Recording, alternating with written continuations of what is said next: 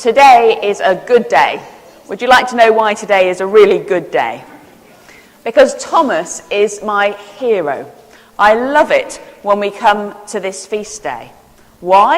Well, just like when Peter makes us feel better when he gets the wrong end of the stick and Jesus has to explain things to him again and again, or when he makes a mistake and he's there with Jesus and he still gets it wrong, and we think, well, it's okay for us to make the odd mistake. Thomas gives us an amazing, amazing gift.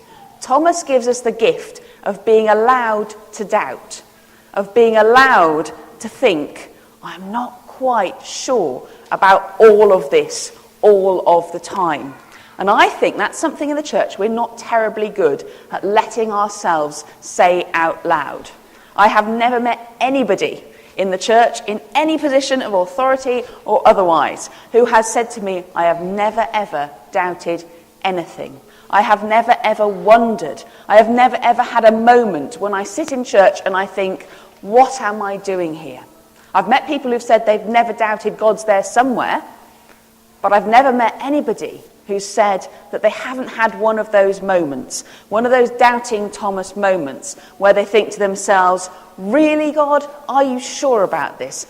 I'm not. I don't know what you're up to here. What's going on? I'm not quite sure I understand. And I think it's really, really important that we take today seriously, that we treat it like a big thing, because it's our chance. It's the time when the gospel tells us that's okay. God gave each of us a mind, and we're allowed to use it. We're allowed to question, and we're allowed to think. So I thought today I would engage some of your minds in something of a quiz or a kind of guessing game, I suppose. I've got 4 presents. They're not to keep, they're not that exciting. But I would like you to use your brains to tell me what you think, without unwrapping them, might be inside. You hold that one. Do you want one? Get a nice easy one. Anybody else? Fancy one? Right, okay, don't open it. But I want you to have a good look at those parcels. Now, if this was Christmas morning or your birthday and you'd sneak downstairs and these parcels were there, how might you figure out what's inside? One of them is really easy. Others get a little bit more difficult. What might you do to figure out what's in your box? Shake it. Great. Give it a huge shake for us. Really loud. Okay? So we've got a few clues. What about you? You've got quite a difficult one. What do you think might be in there? What have you done to it? Squished it and found out the shape. What sort of shape are we looking at there then, girls? Oh, good. Okay, so it's got a ridge and there's something bumpy and soft in the middle. Okay, what about you? What have you done? Felt the edges. And what would you say is in yours? A book. Now, how do you know that? Well, because you know what a book feels like, don't you? You've done it before. You've had some experience of these things. Do you want to open it up and check you're right? Okay, so we've solved one mystery. And what about you over here? What would you say is in yours? You've got a tricky one. We think it's just a box. Okay, so you hold it and you think somebody is disguising something here. You're right, I was naughty. I put what I've wrapped up inside of a box. So she was right. It was indeed a book. Because actually, when we come to believe in something, we have to use our experience.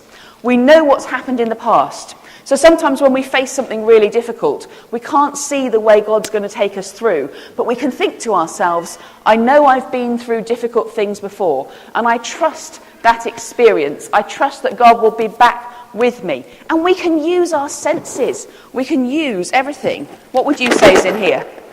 Money, right? Spot on. Because actually, God gives us a lot of things that we can figure out. I took an old box and I put some coins inside. And you knew that because of shaking it, of testing it, of experiencing a bit. And the world is like that too. We experience the world around us. And of course we experience God through that, be it the beauty of creation or anything else. Now we've got the tricky ones over here. You pass that to me. I would bet anything you won't be able to figure out what this is. Do you want to take a guess? It feels like a clock. Now, I think that's an intelligent guess. But you know what? Sometimes, when we have to guess things, we make mistakes. And faith's like that too. Do you know what's in here? It's a bucket. But I cheated because it's a squishy bucket that goes up and down. And sometimes we'll think something and we'll find out we were wrong. And that's okay. It's okay to make mistakes in our faith. That's part of growing to know more about God. Sometimes we discover things aren't actually as we thought they might be. They're different, and that's a good thing. And what about the last one? What would you guys say is in there? Hazard a guess. What comes in boxes? Pass it over.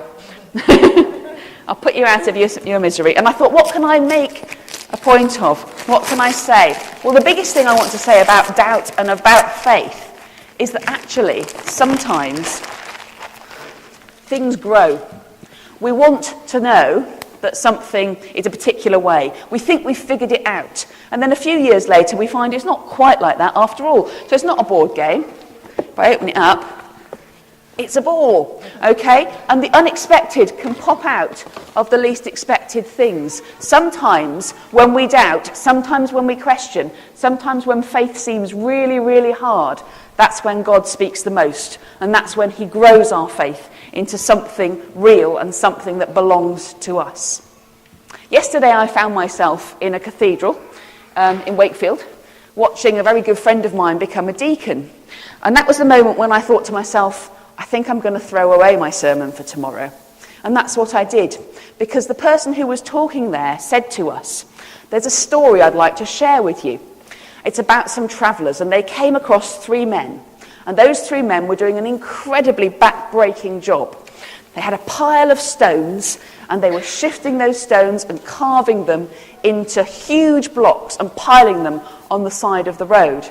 And the travellers said to the first man, "What are you doing?" And he said, "Well, I've got an awful job. It's back-breaking, it's exhausting, I'm worn out, my hands are cut and broken, my back is aching, and it's just terrible." And then he said to the second man, "What are you doing?" And he said, "Well, I've got this job because I'm feeding my family. It's not the best job I've ever had, but it's getting me enough money to live." And they said to the third man, "What are you doing?" And he said, "We're doing God's work. I'm building a cathedral." And it's all about perspective. And the lady who spoke yesterday went on and said, do you know what? These people here, like my good friend, who are being made into deacons, aren't special or different. They're just part of you. Now, you know your clergy team, and no offence, clergy team, but I think you probably know we're just like all of you. And that's exactly the message. We're all in this together. Our job is to be a bit like Thomas, to say out loud, I'm not sure about this, or I really need to know more about that. I need to question, I need to learn. And that's the job of each one of us, because each one of us is doing God's work in this place and in the rest of our lives too. So when you think, I'm not sure, when you think I doubt, when you wonder, then do it out loud. Share it with the people around you, and remember that wondering and that doubting can be God's work too.